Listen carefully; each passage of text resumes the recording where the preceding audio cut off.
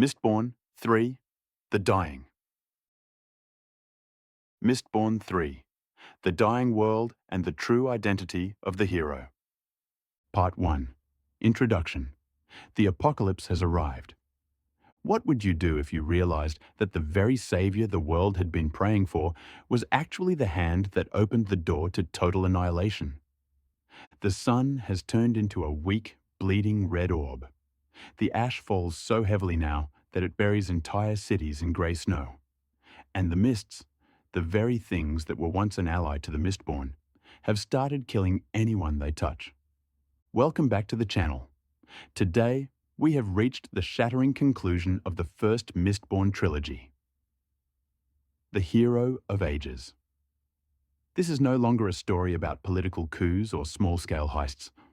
This is a battle for the survival of a planet against a god of entropy and destruction named Ruin. Brandon Sanderson has woven a finale where every tiny detail, from the very first page of Book 1, becomes a vital key to the puzzle. Join me as we witness the end of an era and the birth of something entirely new. Part 2. The Core Plot. A Race Against Oblivion. 1. The Awakening of Ruin. After Vin unknowingly released Ruin from his prison at the Well of Ascension, the entity has begun its work of dismantling the world. Ruin is a terrifying antagonist because he is omnipresent. He can subtly alter written texts and manipulate the minds of anyone with a crack in their soul. Opposing him is the fading power of preservation, but the balance is tipped and the world is unraveling at the seams. 2. Elend, the Warrior Emperor. Elend Venture is no longer the scholarly youth we met in Luthadel. He is now a powerful Mistborn and a decisive military leader. He must lead the last remnants of humanity on a desperate search for the secret storage caverns left behind by the Lord Ruler. He hopes to find the Atium Stash, the physical body of Ruin, and a final clue to stopping the end of the world. 3. Spook and the Rise of a Hero. A side character from the previous books, Spook, takes center stage in this volume. Trapped in the burning city of Urto, he finds himself gifted with strange new powers and haunted by a voice he believes is Kelsier. His journey from a leftover crew member to a legendary figure in his own right is one of the most beautiful portrayals of human growth in the entire series. 4. The Identity of the Hero of Ages. While Vin battles the physical manifestations of Ruin, Sazed, the Terrace Keeper who has lost his faith, works to decode the ancient prophecies. They realize that everything they believed about the hero was a lie carefully constructed by Ruin to lead them to this moment.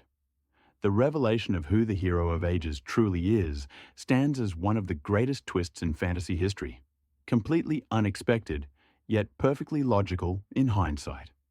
Part 3. Artistic Highlights. The Trinity of Magic. Why is this finale considered a masterpiece of world building? It's the seamless integration of 3 distinct magic systems, allomancy, feruchemy, and the dark, horrific art of hemalurgy. Sanderson reveals the deep connection between magic and divinity. The battles are no longer just about who can push or pull metal. They are about the fundamental laws of the universe.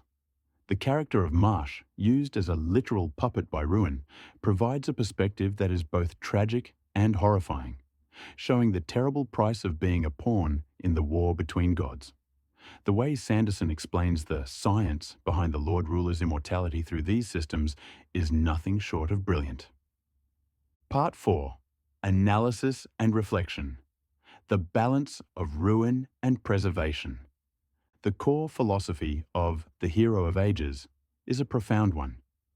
Destruction is not always evil, and preservation is not always good. The world requires balance. Sanderson asks heavy questions about belief.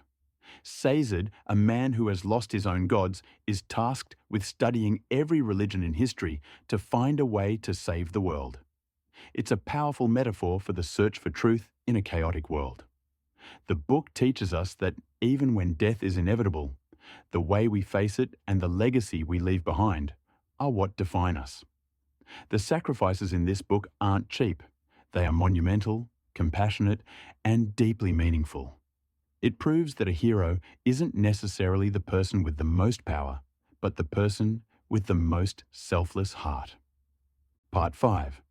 Conclusion. An ending and a beginning. The conclusion of this book is what fans call the Sanderstorm, a relentless hurricane of twists, emotional payoffs, and epic scale that hits in the final 100 pages. It will leave you in tears, but it also provides a level of narrative satisfaction that is rare in modern literature. Thank you for joining me on this journey through the lives of Vin, Elend, and Kelsia's crew. Were you shocked by the true identity of the hero of ages? Between the powers of ruin and preservation, which do you think is more essential for a world to thrive? Share your thoughts in the comments. Don't forget to like and subscribe as we prepare to explore more legends within Brandon Sanderson's massive Cosmere universe. Goodbye for now, and remember, the sun will rise again on a new world.